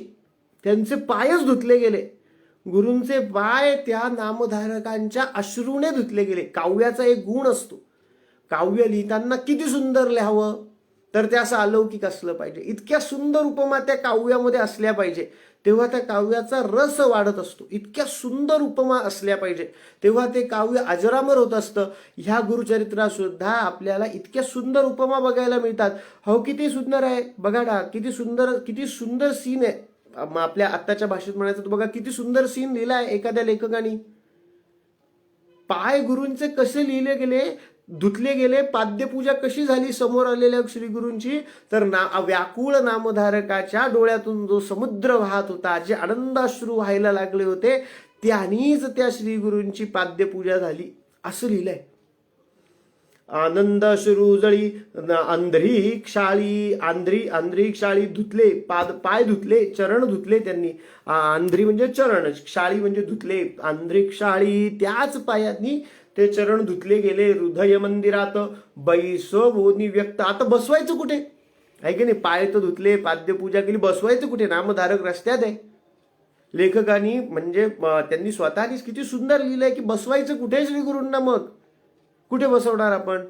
जमिनीवर बसवणार का समोर? नाही. कुठे बसवलं श्री गुरूंना? हृदय मंदिरात बैसवोनी व्यक्त पूजा उपचारित. बैसवोनी व्यक्त पूजा उपचारित षोडश विधी. तिथे आहे का षोडशोपचार करण्याचं कुठलंही साधन नामधारकांकडे त्या ठिकाणी नाही. हृदय मंदिरात श्री गुरूंना बसवलं आणि मनापासून फक्त जसं शंकराचार्य करचरण कृतम वा अशी मानस पूजा शंकराची करतात आणि ती भगवंतांना पावते, तशाच प्रकारे नामस्मरण फक्त नामधारक हृदय मंदिरात अशी नामधारक सगळी षोडश पूजा करतायत. आनंद भरित झाला नामांकित हृदयी श्री गुरुनाथ स्थिरावले. त्यांच्या हृदयामध्ये श्री गुरुनाथ राहिले. भक्तांच्या हृदयात राहे श्री गुरुनाथ संतोष बहुत सरस्वतीसी. सरस्वतीसी म्हणजे कोणासी? नामधारकांचं नाव सरस्वती आहे. जे नृसिंह सरस्वतींचं नाव आहे त्याच्यातलं सरस्वती हे नाव त्या नामधारकांचं आहे. इथे ते स्वतःचं नाव आता वापरतायत की भक्तांच्या हृदयात राही गुरुनाथ संतोष बहुत सरस्वतीसी. मला खूप संतोष झाला, माझ्या हृदयस्थ गुरुनाथ राहायला आले. आणि अशा प्रकारे या ठिकाणी गुरुचरित्राचा पहिला अध्याय या ठिकाणी समाप्त होतो. पण यात गंमत अशी आहे की हा गुरुचरित्राचा पहिला अध्याय संपत असताना, गंमत किती छान आहे बघा, संपत असताना या ठिकाणी लिहिलेलं आहे इति श्री गुरुचरित्र परमकथा कल्पतरू नृसिंह सरस्वती उपाख्याने सिद्ध नामधारक संवादे. काय लिहिलंय? हा अध्याय कशाचा आहे? सिद्ध आणि नामधारक यांच्या संवादाचा आहे. आपण सिद्ध आत्ता ह्या पूर्ण कथेमध्ये सिद्ध ऐकले का? सिद्ध नामधारकांशी काही बोलले का? सिद्धांनी नामधारकांना काही सांगितलं का? काही नाही. मग तरी ग्रंथकार असं कसं लिहितात की हा पहिला अध्याय सिद्ध आणि नामधारक यांच्या संवादाचा आहे. संवाद ऐकला का आपण कुठे? नामधारक बोलत होते, ते कथा सांगत होते. त्यांनी पहिले सगळं वर्णन केलं, मी कोण आहे, मी कोणाकोणाला वंदन करतो, हा ग्रंथ कसा आहे. त्याच्यानंतर त्यांनी त्यांची कथा सांगितली की ते श्री गुरूंच्या दर्शनापर्यंत कसे गेले. इथे सिद्ध कुठे आहे आणि संवाद कुठे आहे? संवाद आहे का? नाही. पण इथे लिहिलंय सिद्ध नामधारक संवादे, आहे की नाही. समजण्याची गोष्ट इतकी सुंदर आहे की संवाद कसा असतो की पहिले कोणीतरी बोलतं, त्यांनी बोलणं सुरू केलं की संवाद सुरू होतो. ऐकणारा बोलायला लागला की मग संवाद सुरू होत नाही. मी आणि माझा आणि तुमचा जर संवाद व्हायचा आहे तर मी समोर आहे आणि मी बोलायला सुरुवात केली तरी सुद्धा संवादाचा प्रारंभ होतो. ऐकणाऱ्यांनीच बोलायला सुरुवात केल्यावर संवाद प्रारंभ होत असेल तो प्रत्युत्तराचा प्रारंभ तिथे होतो. पण संवादाचा प्रारंभ मी बोलायला सुरुवात केली तरी सुद्धा होतो. आणि इथे जे सांगितलंय की श्री गुरु आले, तर ते कसे आले याची कथा पुढच्या दुसऱ्या अध्यायामध्ये आहे. याची कथा पुढच्या दुसऱ्या अध्यायात आहे की श्री गुरु लगेच आले म्हणजे ते कशा प्रकारे आले याचीच कथा पुढच्या दुसऱ्या अध्यायात आहे. आणि नामधारकांना तिथे सिद्ध भेटतात. आणि विषय असा आहे की हे जे सगळं नामधारक त्यांच्या व्याकुळ मनामध्ये सांगत चालत असतात रस्त्यानी, हे सगळंच्या सगळं ते सिद्ध ऐकत असतात. म्हणून या ठिकाणी संवादाचा प्रारंभ धरलेला आहे ग्रंथकर्त्यांनी. आणि म्हणून ह्या अध्यायाच्या शेवटी काय लिहिलंय की हा अध्याय कशाचा आहे, तर सिद्ध नामधारक संवादे यांच्या संवादाचा हा अध्याय आहे. इतकं सुंदर आणि इतकं सखोल विचारांती आपलं शास्त्र एखादी गोष्ट, एखादा शब्द लिहित असतं. कुठलाही शब्द असा अकारण विनाकारण लिहिलेला नसतो. तो कधी कधी आपल्या लक्षात येत नाही, म्हणून त्याच्या मागचं कारण लक्षात यायला कधी कधी उशीर लागतो. पण कारण त्या मागे असतात. शास्त्राच्या मागे काही ना काही कारण असतात. तर अशा प्रकारे श्री गुरूंच्या दिगंबरा दिगंबरा ह्या मंत्राचा आता आपण जाप करू. आणि ह्या प्रथम अध्याय विस्तार करण्याचा जो मी प्रयत्न केला, सांगण्याचा जो प्रयत्न केला, तो प्रयत्न आपल्याला कसा वाटला हे आपण नक्की मला सांगावं. सगळ्या ज्येष्ठांनी श्रेष्ठांनी यामध्ये मला आपले अनुभव सांगावे. या सगळ्या प्रयत्नामध्ये आपल्या मगाशी सांगितल्याप्रमाणे आपल्या सगळ्यांच्या अभिप्रायाने हा ऊस अजून दिसायला छान व्हावा. हा वाकडा तिकडा असणारच आहे, याच्यामध्ये वाकडा तिकडा आत्ता तर हा असणारच आहे, पण हा सुंदर व्हावा. मधला भक्तिरस तर आहेच, परंतु बाह्य अंग ही त्याचं आपल्या सगळ्या ज्येष्ठांच्या अनुभवी, सगळ्या शास्त्रकारांच्या, सगळ्या विद्वानांच्या कृपेने ते सिद्ध व्हावं अशी गुरुचरणी मी प्रार्थना करतो. आणि आज प्रारंभ केलेला प्रयत्न गुरु कृपेने आशीर्वादाने पूर्णत्वापर्यंत जावा अशी मी श्री सद्गुरूंच्या चरणी प्रार्थना करतो. आणि त्यांच्या नामस्मरणामध्ये ज्यांना शक्य आहे त्यांनी माझ्या मागे शक्य असल्यास म्हणावं. त्यांच्या नामस्मरणात आपण ह्या आजच्या प्रथम अध्यायाची समाप्ती करूया.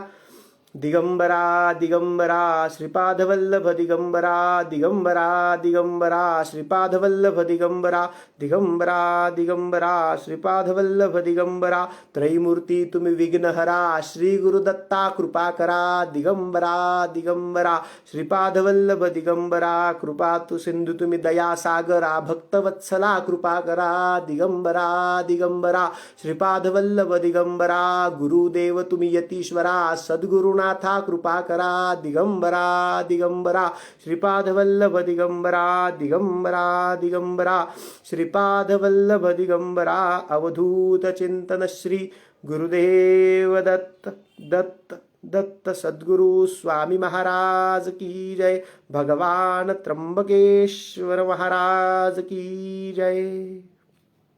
धन्यवाद.